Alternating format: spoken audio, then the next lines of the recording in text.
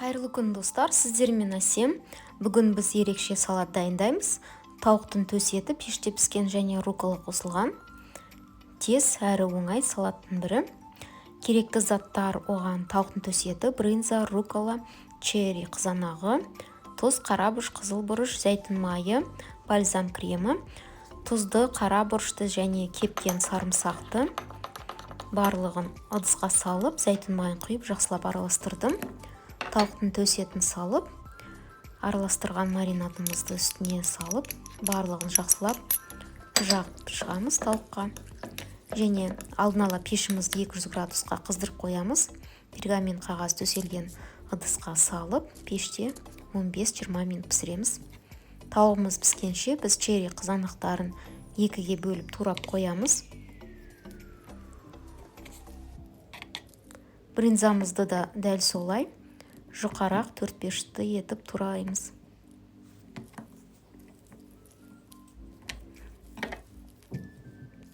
Ыдысқа рукколамызды салып, егер ұзын болса, бірнеше бөлікке қолымызбен бөлеміз.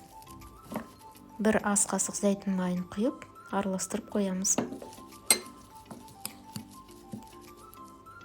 Тауығымыз пісті. Енді тауығымызды алып, бірнеше бөліктерге бөліп турап аламыз.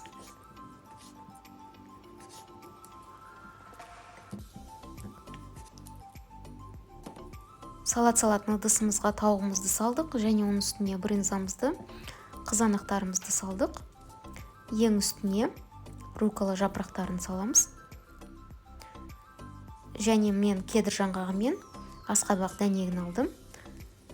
Тағы да шет-шетіне брынза мен қызанақтарды салып шығамыз. Үстіне кедір жаңғағы мен асқабақ дәнегін себеміз.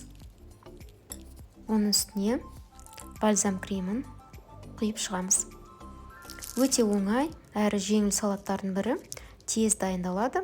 Дастарханға ерекше сән береді. Осындай дәмді салат дайындаңыздар. Менің каналыма лайк басып, комментарий жазуды ұмытпаңыздар. Келесі кездескенше.